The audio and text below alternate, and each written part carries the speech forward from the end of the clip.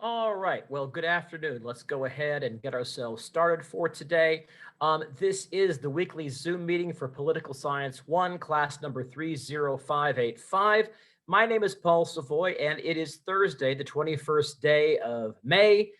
Hello, in 2020. And today we're going to do pretty much what we usually do every week. In just a couple of minutes, I'm going to go ahead and give you some announcements and reminders because we are getting very close to the end of the semester, just a couple of weeks left at this point. So want to talk a little bit about the remaining assignments that are due, that sort of thing. Make sure that we have everything squared away for the end of the semester. Then I'll go ahead and take any questions that you might have dealing with any of the information that you've been learning about this week. Specifically this week, we've been talking about, reading about, watching videos about the U.S. judicial system, the federal court system. And so if you have any questions about anything that you've learned about the courts, or if you have any specific questions dealing with the discussion forum post assignment on the judicial branch, which is due tonight at 11:59 p.m., not counting the grace period, of course, I'll deal with those questions at that time. And then finally, we'll spend our remaining time together this afternoon talking a little bit about the last new section of information that you will be learning about in this class for this semester. Yes, we are finally getting to the end. So I'm going to highlight a couple of things in the notes that I posted for you on Canvas dealing with our basic freedoms as folks living in the United States. So we're going to talk a little bit about some of the highlights in the notes for civil liberties and civil rights. So that pretty much is the agenda for this afternoon. Now, just as a reminder, as always, this meeting is being recorded, which means that you can go back and watch any of this meeting, all or in part, by going to the ConferZoom link on our class Canvas homepage, clicking on that, and then click on the recordings link once you get there, and then scrolling down, finding the date of the recording that you want to listen to and clicking on that link. So everything that we've done since we moved the class online in terms of our weekly Zoom meetings are available for you on the ConferZoom link if you want it or need it. So at this point, let me go ahead and get started. And specifically, first of all, let me just go ahead and remind you about what is to come the last couple of weeks of the semester. So I sent all of you a Canvas announcement a few days ago, kind of listing all of this, but I want to go over it one more time just to make sure it makes sense to you and to make sure you don't have any questions about it.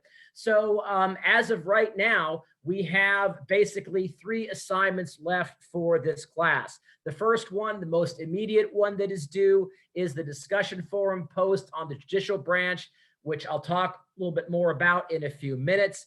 And that assignment is due tonight at 11:59 p.m. Plus, of course, the 3-day grace period if you need it. After that, the next major assignment that is due, and it is the biggest assignment of the semester in terms of point total, and that is the Student's Choice Project, worth a maximum of 110 points. Student's Choice Project is due a week from tonight. So next Thursday, May 28th at 11:59 p.m. Okay. And we'll talk, well, we should probably talk a little bit more about that right now. So if you recall, once the class went fully online, once we moved from our face-to-face situation to permanently being online, I went ahead and made some changes to the Student's Choice Project. Specifically, I added a couple of additional topics that I thought you might find interesting, especially when we are all stuck sheltering in place at home. But I also went ahead and decreased the page minimum for the Student's Choice Project. So that if you're doing the Student's Choice Project, it is now just a 4-page minimum, unless you started out the semester planning on doing the community service learning option for the project. If we're initially planning to work with Long Beach Blast, obviously Blast mentoring for this semester got canceled when the schools were closed, and the after school programs too. So if you were originally signed up to do Blast and you at least completed the 3-hour training session for Blast, then you get an even lower page minimum. All you need to do is turn in 3 pages for your Student's Choice project. And that is, I see applause there from Jason. Thank you very much. No, that is just my way of saying, I appreciate your intent to mentor. You went through, you did the BLAST training. Some of you even started some of your mentoring hours. And so I figure the least I can do is to give you a break on the actual Student's Choice project paper. So if you're a BLAST service learner, 3-page minimum, everybody else a 4-page minimum for the Student's Choice project. All right. And remember, again, that is due next Thursday at 11:59 p.m., but also plus the 3-day grace period. That 3-day grace period applies to every assignment that we have in this class. So if you need an extra 72 hours to finish the project and submit it to me via Canvas, you can go ahead and do so. So at this point, are there any specific questions that you have about anything having to do with the Student's Choice project? Anybody? And if you have questions or comments now or throughout our time together today, as always, feel free to unmute your mic, ask your question, make your comment, or if you'd rather, put your question or your comment in the group chat, and I will deal with it from there. Okay, so if questions come up about the Student's Choice project between now and next Thursday, you know what to do. Get your question answered. Send me a Canvas message. Send me an email. Drop by during my twice-weekly virtual student hours on Zoom. Remember, those take place every Monday and Wednesday afternoon from 2:30 to 3:30 p.m. Pacific Daylight Time. And if you want to access those virtual student hours, all you have to do is go to our Class Canvas homepage, scroll down past the pictures to the section labeled Basic Course Information. There you will find both the Zoom link for those virtual student hours, and you will also find the password that you will need to get admitted into the virtual waiting room. So there you go. So anything you need, get those questions answered. And if you need to talk to me one-on-one via Zoom, but those twice weekly student hours don't fit your schedule, no problem. We can work something out. Send me a Canvas message or an email. We can set up a one-on-one Zoom appointment to talk that'll fit your schedule and my schedule at the same time. So there you go. So we've talked about the due date for the discussion forum post on the courts tonight. We talked about next Thursday night's due date for the Student's Choice project. After that, we just have one more assignment left for this class, and that is our last test of the semester, test number 3. Now, test number 3 has been up and available on our Canvas page for the last several days.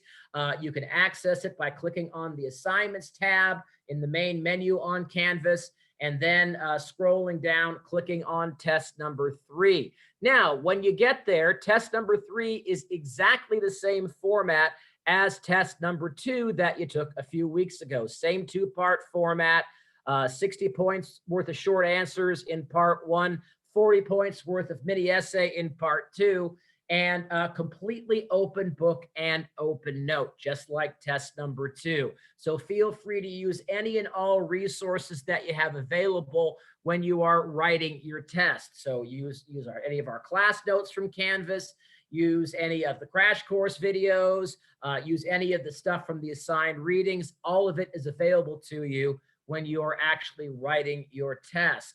Let's see what else to say about the test. If you take a look at the actual test number 3 itself, you'll see that there are 23 terms listed in part 1. Read through those 23 terms, pick the 8 that you think that you can do the best job of answering. And in about 3 complete sentences each, you give me a definition of the term, and you also tell me why that term is significant, why it's important, why we bother to talk about it in the first place, kind of connect it to other things that we've been talking about in the class. So that's part 1. Each of your 8 responses in part 1 is worth a maximum of 7.5 points for a maximum possible of 60 points in part 1. Part 2, just as always, is the mini essay section. If you look at part 2 on the test, I give you 4 mini essay questions.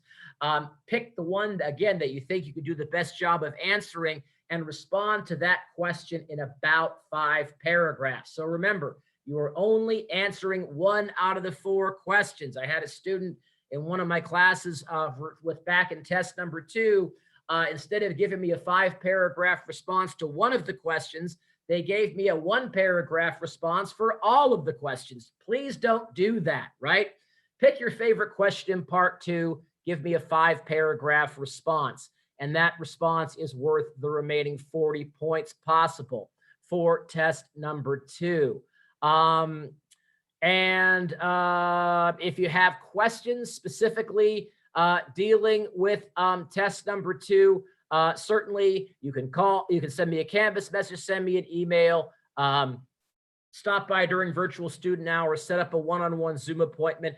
And also during our regularly scheduled Zoom meeting next Thursday afternoon, of course, I'll also be available to take any questions that you have about test number 3, or to answer any last-minute questions on the Student's Choice Project.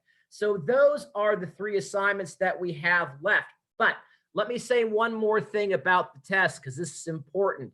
Remember at the beginning of the semester, and I know it might be hard to remember the beginning of the semester with everything that's happened to us since then in the world. It kind of feels like the semester started about 2 years ago. I don't know about you, but yeah. But if you think back to the very first class meeting, back when we were still in the T building, if you recall, I was going through the syllabus and I was talking about some of the policies regarding grading. And remember what I told you? I said at the end of the semester, your lowest test score is automatically dropped by Canvas and is not counted towards your final course grade. Now, I bring that up now because looking at my grade book for this class, depending on your situation, you may not even need to take test number 3. Because remember, we were originally supposed to take 4 tests. I cut that down to 3 once we moved fully online, just because that made more sense. So what that means is at the end of the semester, I will only count your 2 highest test scores out of the 3. And the lowest score, the 3rd score, will automatically drop and not be counted towards your final course grade. So what that means is this.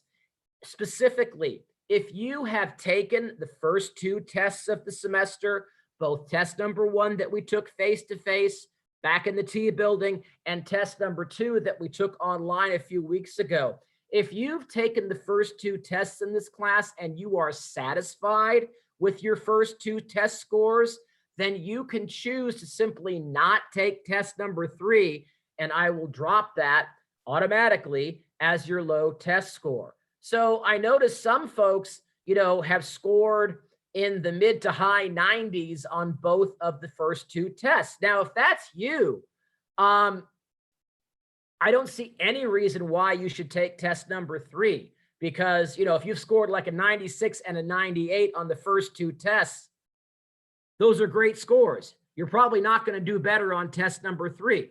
So if you've taken those first 2 tests and you're satisfied with your scores on those first 2 tests, you can simply choose to not take test number 3, don't submit anything, and I will drop that as your low test score. Now, one other thing related to that, right? So if you have missed one of the first 2 tests of the semester, definitely take test number 3, right?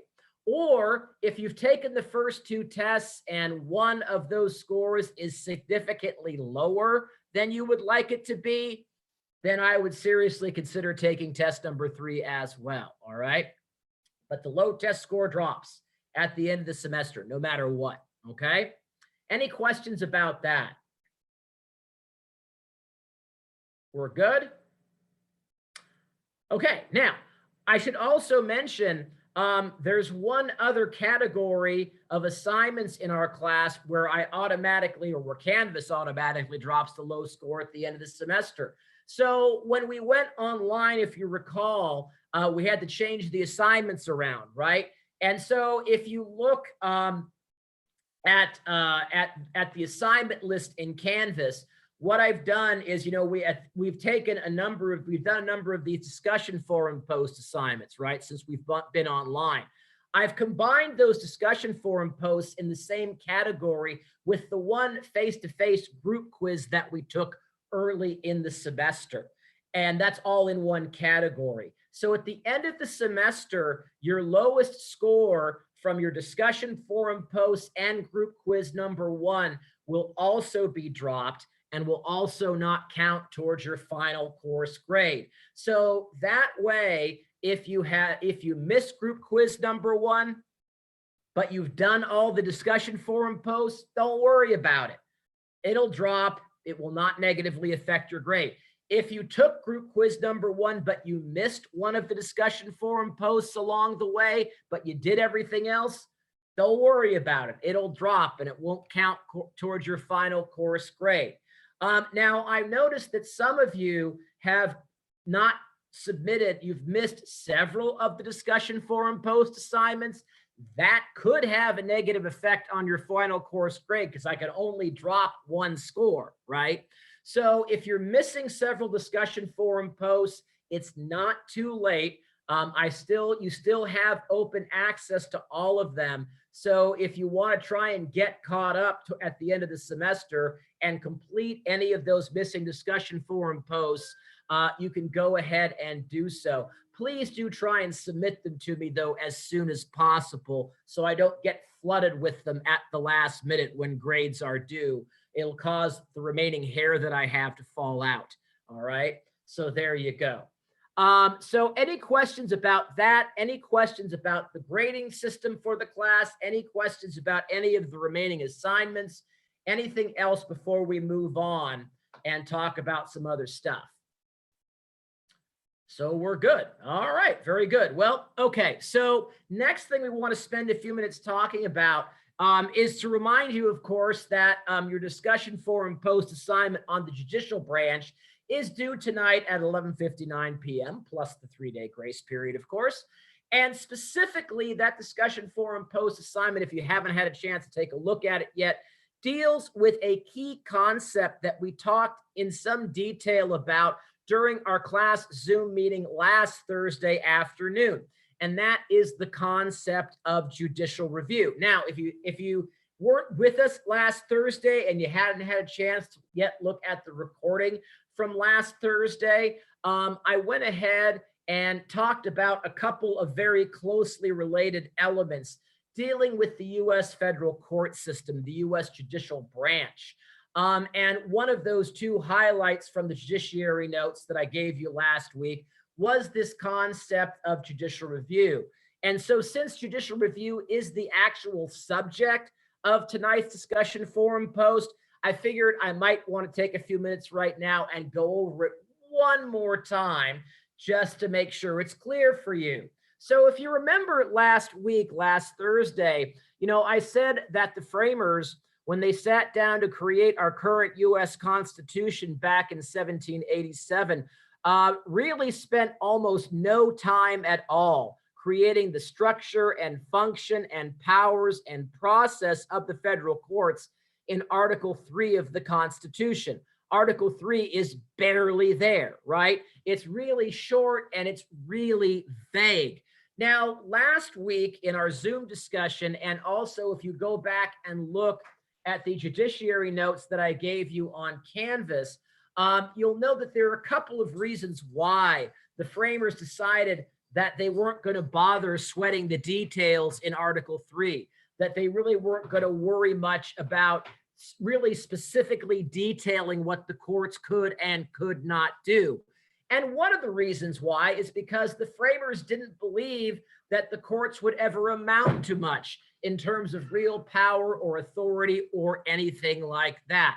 They felt like the courts would be the least powerful and the least dangerous of the 3 national government branches. Well, guess what? Remember a couple of weeks ago, we were talking about the presidency? And remember how we said that in Article 2, the framers didn't sweat the details on the presidency either? And what was the result of that? Well, we said modern presidents, right, starting with FDR, took advantage of that lack of detail in Article 2 and started inventing new powers for themselves. Well, guess what? Same thing happened with the federal courts in Article 3 of the Constitution. Article 3, really, really vague. And so the US Supreme Court in 1803 took major advantage of that lack of detail in Article 3. And we talked about this last week. In this major decision they made in 1803 in a case called Marbury versus Madison, the US Supreme Court invented this massive power for itself that the framers may or may not have intended for the courts to actually have. This power called judicial review. And if you recall from our discussion on Zoom last week, we said that judicial review consists of two major pieces.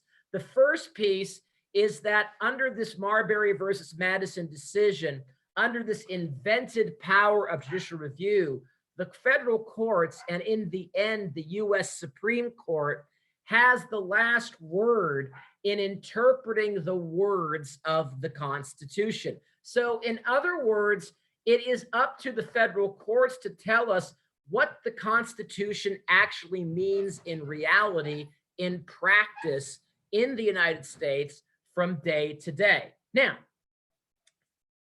that is a massive piece of power that the Supreme Court established for itself in this case. Because remember, since the very first day of the semester, I've said again and again and again and again, until you're probably sick of hearing it, that everything that government does in the United States is detailed and governed and limited by the words of the US Constitution, right? And therefore, whoever gets to define what the actual words of the Constitution say and mean, that gives them a huge amount of control. That gives them a huge amount of power. Why? Because basically, it's the courts using judicial review, interpreting the Constitution, who can tell government what to do and how to do it, right? But that's only half the story, because the other piece of judicial review is even more powerful. Because what the second piece of judicial review says is that once the courts interpret the words in some section of the Constitution, the courts can then turn around and strike down any action by anyone in government that they believe conflicts with their interpretation of that part of the Constitution. So they can strike down any action of Congress, any action of the president, any action of the 50 state governments across the United States.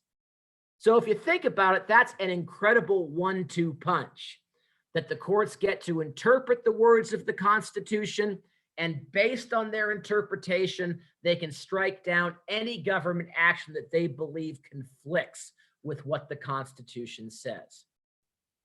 This huge power. And guess what?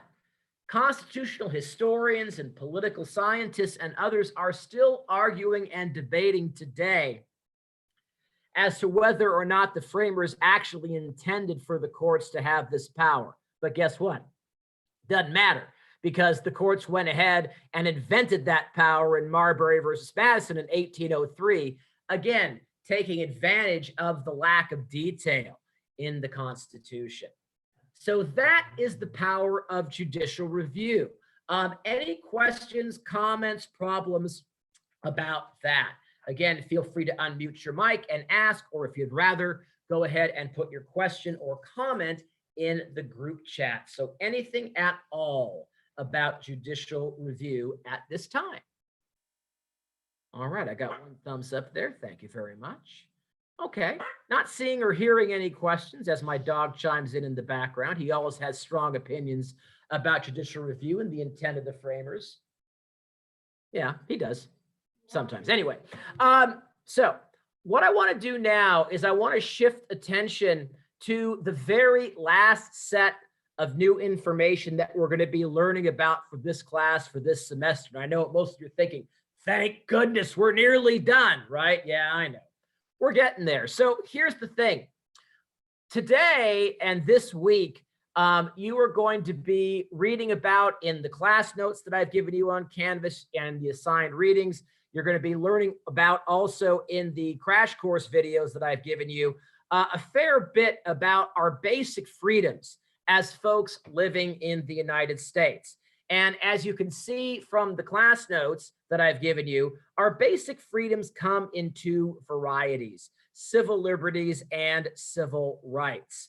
Now, couple of important initial things to say about this before I kind of get to the main point that I want to share with you today. And first of all, notice when I talk about our basic freedoms, our civil liberties and civil rights, notice the words that I use. I say the basic freedoms that we all have as folks living in the United States, right? Notice what I am not saying. I am not saying the freedoms that we have as citizens living in the United States, right? And that's a very important distinction, because guess what? Most of the basic freedoms that we have, most of our civil liberties and civil rights are supposed to be for everyone in the United States, regardless of their citizenship status. And that is a fact that gets kind of glossed over a lot of times in contemporary discussions of our freedoms here in the US, especially since the most recent presidential administration came in. So there you go. So that's the first important point to remember, that most all of our basic freedoms are available to everyone who lives in the United States, not just US citizens. So that's the first important point, right? But the second important point that I want to emphasize is that there is a very important connection between our basic freedoms, our civil liberties, and our civil rights that we're going to talk about in just a minute or two, and the concept of judicial review that we just finished talking about, right? And here's the connection, because what you'll find once you get into the notes that I've given you on Canvas for this week for civil liberties and civil rights, what you will notice right away is that basically all of the basic freedoms that we have as folks living in the United States, pretty much all of our civil liberties and civil rights are listed in different parts of the US Constitution. So all of our basic freedoms stem from the US Constitution. Now think about it. If all of our basic freedoms are found in different parts of the US Constitution, that means that the courts, and in the end, the US Supreme Court, using its invented judicial review power, gets to interpret what our basic freedoms consist of. Because it's their job to interpret all of what the Constitution says. Well, if all of our freedoms are listed in the Constitution, bingo, suddenly the courts have the last word as to what our freedoms mean, what our freedoms actually consist of in practice. And folks, that is a huge, big deal.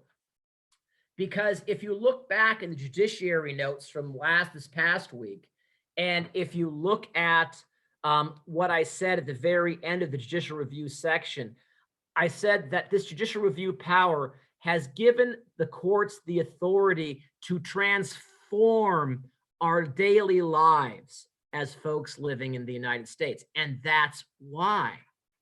Because guess what? As you'll be learning about this week, over time, the US Supreme Court will change its mind about some of our freedoms. If you look across our history under the Constitution from 1789 until the present day, you'll see that the US Supreme Court will sometimes reinterpret our basic freedoms. They'll take what the Constitution says about one of our basic freedoms, one of our civil liberties or civil rights, and they will reinterpret those words. They'll give those words a new meaning, which means that our freedoms are subject to change over time. Our freedoms do not stay the same. They are not static. And what that means is sometimes when the courts reinterpret one of our basic freedoms, they'll reinterpret them in a way that expands them. So we actually end up with more freedom, right? Other times, though, they'll do a reinterpretation that ends up reducing or contracting, lessening some of our basic freedoms. And I just see the comment in the group chat from Jason saying, like now. Yeah, like now, right? Because this goes back to that whole freedom versus order thing that we talked about at the very beginning of the semester and that we've revisited a couple of times in recent weeks, right? Because remember what we said very early on in the semester, that generally speaking, government attempts to, expand and protect and maintain our basic freedoms as much as they possibly can. However, during times of major national crisis, the government will sometimes find it necessary to reduce the amount of freedom that we have and expand the amount of order, right? And if you think about it, when we talked about this whole freedom versus order trade-off at the beginning of the semester, and I gave, past historical examples, like during the Great Depression, less freedom, more order. During World War II, less freedom, more order, right? During 9/11, less freedom, more order. And guess what? Now we're living through a real life example. Because think about it. In some very significant and real senses, our freedoms have been curtailed by government as a result of the COVID-19 crisis, and order has been significantly increased in some ways. For example, the quarantine orders, the stay-at-home orders, right? And we've seen people protesting in recent weeks in different parts of the country saying, well, no, government shouldn't have the right to reduce our freedoms in that way. I should have the right to go and get a haircut if I want to, or I should have the freedom to be able, to go and hang out with a bunch of people in a bar or whatever it is, right? But what's government doing? It's trying to reasonably balance freedom and order, because by curtailing our freedom of movement through these stay-at-home orders and keeping all but essential businesses closed, the government hopes to flatten the curve, right? The government hopes to, minimize the number of new COVID-19 cases and prevent the healthcare system from imploding, essentially. So yeah, we are living through this right now. And so at different points in our history, government, usually through the courts, is either expanding or contracting our basic freedoms, okay? Yeah, and Jason just said for our own good. Well, at least for the government's interpretation of what's our own good, right? And, let's face it, the government doesn't always get it right. For example, back in the World War II era, shortly after the invasion of Pearl Harbor, or the attack on Pearl Harbor by the Japanese Air Force in 1941, President Roosevelt, Franklin Delano Roosevelt, went ahead and signed an executive order that required all Japanese Americans, whether citizens or not, who were living in the West Coast of the United States to surrender themselves to U.S. government forces to be locked up in internment camps for the duration of the war. Why? Because Roosevelt feared that Japanese Americans would act as spies, that they would attempt to sell out the United States, give the government of Japan information they could use to win the war, et cetera, et cetera, et cetera. And, so literally, tens of thousands of Japanese Americans, most all of them US citizens, some of them, second, third generation citizens, were locked up essentially in prison camps in various parts of the country. Now, was there any evidence that any of these folks were engaged in espionage activities against the U.S. government? No. Okay. The U.S. government overreacted. They acted in fear. They acted in xenophobia, right? There was no rational basis for locking up Japanese Americans. And, 30 years later, the U.S. Congress and subsequently President Clinton formally apologized. Said, well, we shouldn't have done that back then. And limited financial reparations were given to former internees, about $20,000 a person, which was, a drop in the bucket when compared with what they actually lost at the time. But you get the idea, right? So, yeah, government attempts to restrict our freedoms, hopefully for our own good. But, let's face it, no government in the history of the world has clear 2020 vision all of the time. What sounds good at the time might turn out to be a big mistake at some point in the future. Does that make sense? Absolutely. Okay, so what I want to do in the last few minutes that we have left is I want to go ahead and highlight the very beginning of the first set of notes that I gave you for civil liberties and civil rights, because it's a really important point that I want to make sure that we're clear on. So if you look on our modules page on Canvas, if you look in the civil liberties and civil rights module, you will notice that I posted 2 sets of notes for you. And I am referring right now to the first set that appears. And that is the one labeled the General Comparison of Civil Liberties and Civil Rights. That is the one with the 2 columns, right? The 2-column table with civil liberties in the left-hand column, civil rights in the right-hand column. Now, here's the point.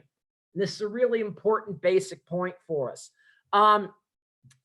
If you are looking at the news, right? So you're watching the news on TV or you're looking at the news online, whatever it is, and you hear folks talking about our basic freedoms. You hear elected officials, members of Congress maybe, or even the president, or journalists or other, experts that appear on the news to talk about this stuff.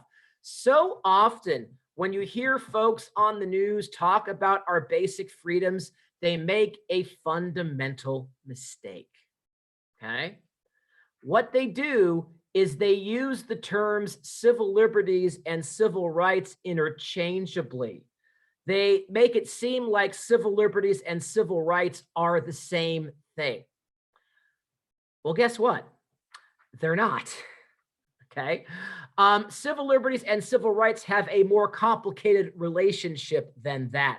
And it might sound kind of mind-blowing to you when I tell you that, I hear members of Congress or the president or a lot of other people who should know better make this mistake. And so this is why I emphasize this point to you right now, so you don't make the same mistake. I guess, members of Congress and others who do this forgot what they learned in Poli-Sci 1. Maybe it was a long time ago. I don't know. But anyway, so here's the thing. Civil liberties and civil rights both describe different aspects, different elements of our basic freedoms. They are similar concepts, they are related concepts, but they are very distinct and different concepts at the same time.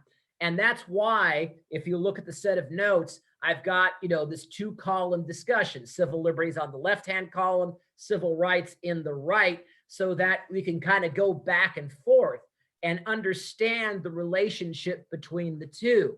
Now, here's the thing. The best way to understand the rather complex relationship between civil liberties and civil rights is to think of it this way. Civil liberties and civil rights are like 2 sides of the same coin.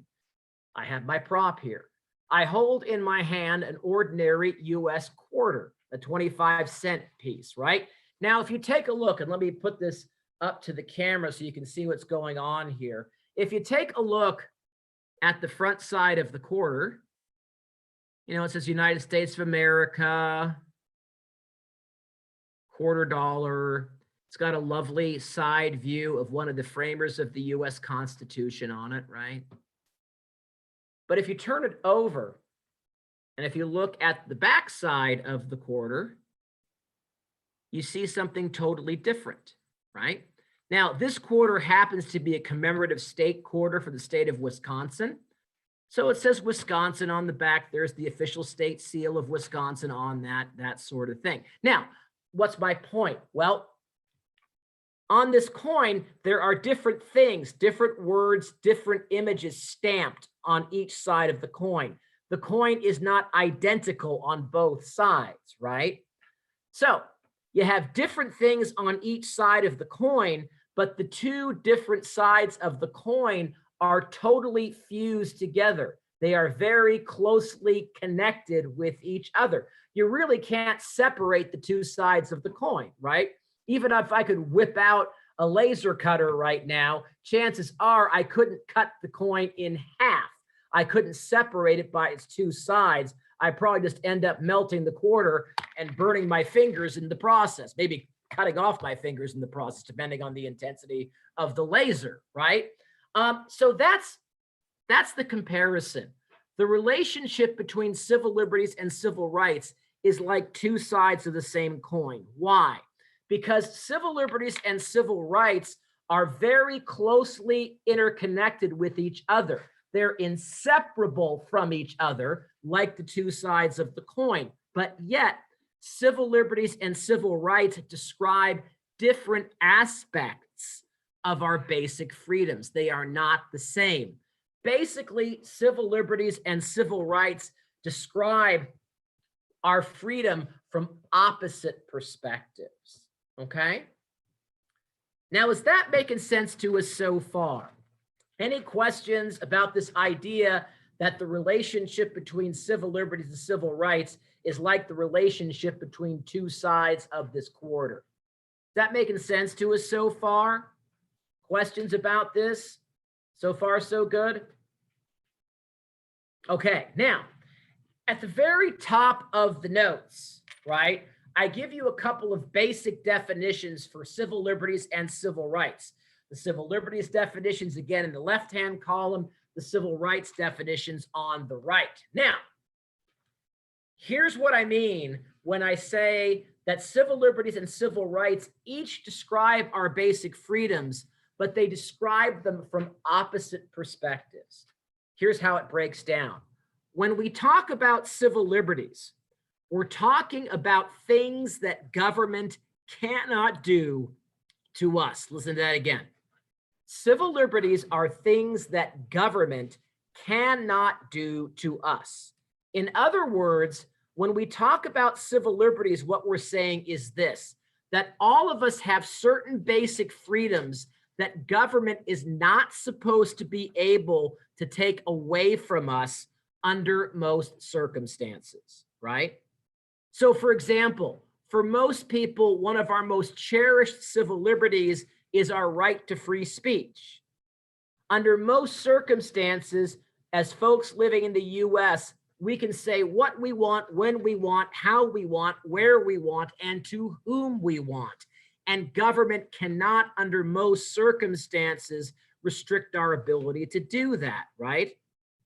So that's why the idea of free speech is a civil liberty. It's a freedom that we have that government cannot take away from us. And that's why we define civil liberties as things that government cannot do to us. Does that make sense? So that's civil liberties, things that government cannot do to us. Now, if we look at the other side of the coin and we look at civil rights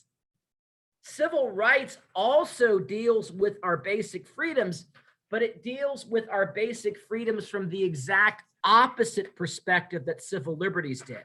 Now, remember, we said a minute ago, civil liberties are things that government cannot do to us, right?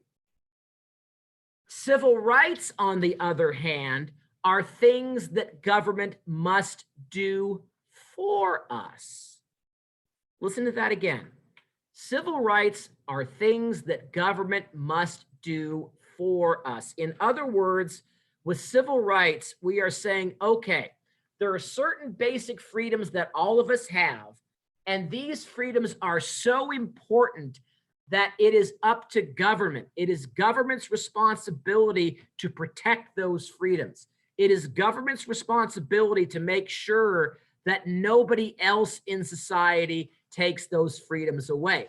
And yeah, Jason just put in the group chat, you listed one of the most fundamental civil rights that we have, and that is equality, right? Equality of opportunity, equal treatment under the law, equal protection under the law, all those sorts of things. So you see how that works?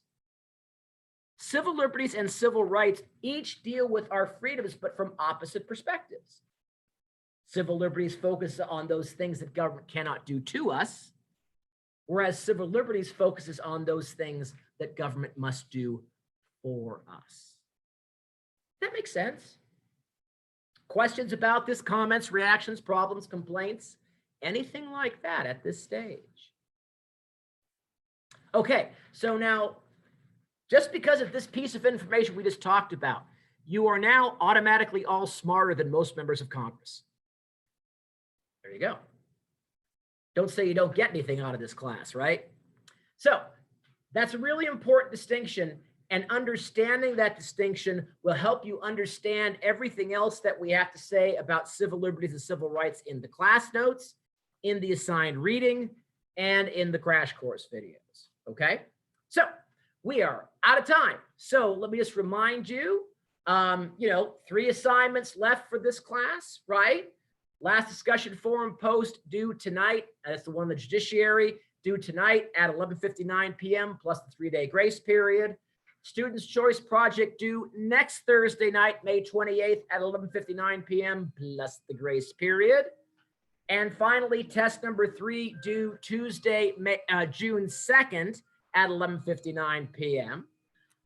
Plus the 3-day grace period, right? And if you have questions, comments, problems about any of those assignments or anything having to do with the class, or even something that has nothing to do with the class, reach out to me. Send me an email. Send me a Canvas message. Stop by during my virtual student hours. Make a Zoom appointment with me. Whatever you need to do to get your questions answered. We'll meet again next Monday, same time, same place. Next Thursday, pardon me. What am I saying Monday for? Yeah. We'll meet again next Thursday, same time, same place. And I'll be going ahead and talking a little bit about any questions that you have about the Students' Choice Project, any questions that you have about test number 3. Folks, we're wrapping things up. So until I see you next time, remember, you are going to be successful in this class and successful in getting through this crisis because we're not alone. We're all in this together. I'm here for you. Reach out to me. I've got your back. It was great seeing you all today. I'll talk to you again soon. Take care. Bye-bye. Thank you, Professor. You're welcome.